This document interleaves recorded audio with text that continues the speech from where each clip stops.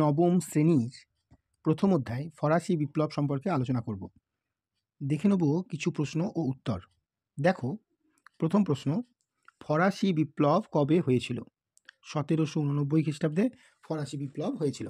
Asia regime শব্দটির অর্থ কী? Asia regime শব্দটির অর্থ হলো পূর্বতন সমাজ বা পুরনো শাসন। এশিয়া রেজিম শব্দটি কে প্রথম ব্যবহার করেন?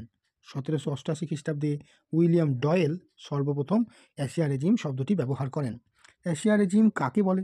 1789 খ্রিস্টাব্দে ফরাসি বিপ্লবের পূর্বে ফ্রান্সে যে সামাজিক, অর্থনৈতিক, রাজনৈতিক ব্যবস্থা চালু ছিল এগুলিকে একত্রে বলা হয় এশিয়া রেজিম। এবার আমরা ফ্রান্সের সমাজ ব্যবস্থা নিয়ে আলোচনা করব।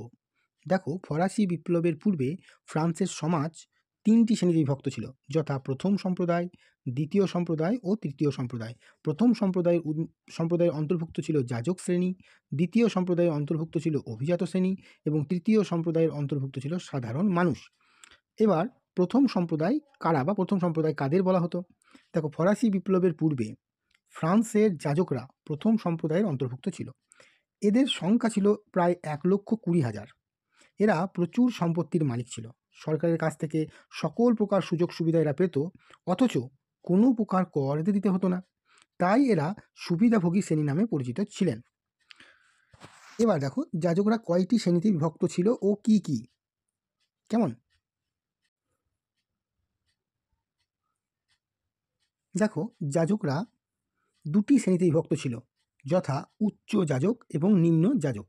উচ্চ যাজকদের মধ্যে ছিল যারা ফ্রান্সে বিশপ, আর্চ বিশপ, মঠাধ্যক্ষ, ক্যানন প্রভৃতির শ্রেণীভুক্ত ছিল, তারাই ছিল উচ্চ যাজক।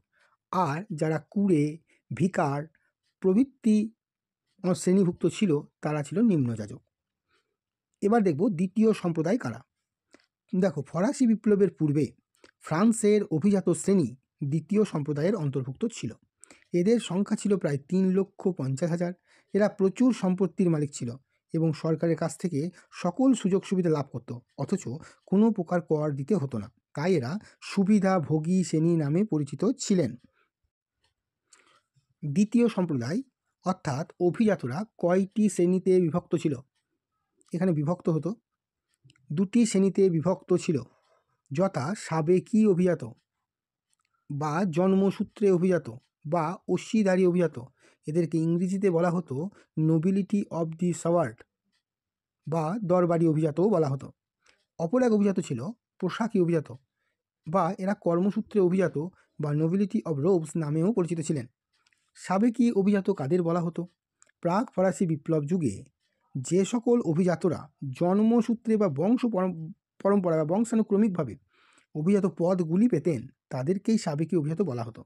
এরা অশ্বিধারী বা তরবারি রাখতেন বলে এদেরকে অশ্বিধারী অভিজাতও বলা হতো। এবার দেখো, পোশাকি অভিজাত বা কর্মসূত্রে অভিজাত কাদের বলা হতো?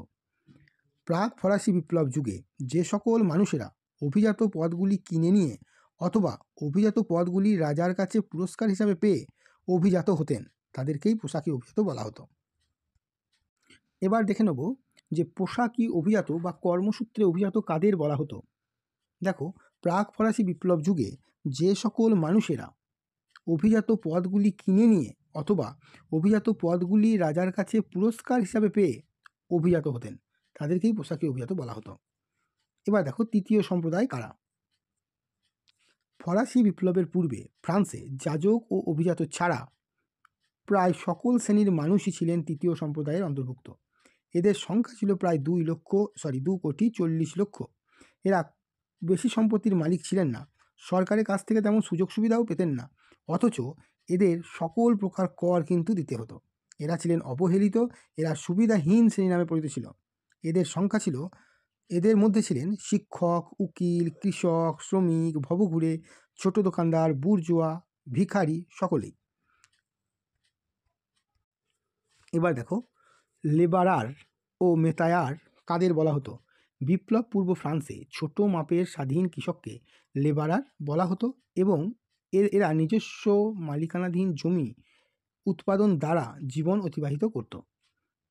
অপরদিকে দেখো, বিপ্লব পূর্ব ফ্রান্সে যাদের নিজস্ব কোনো জমি ছিল না, অন্যের জমিতে ভাগ শেষে মানে ভাগ পেয়ে কাজ করত, সেই সব ভাগ চাষিদেরকেই মতিয়ার বলা হতো।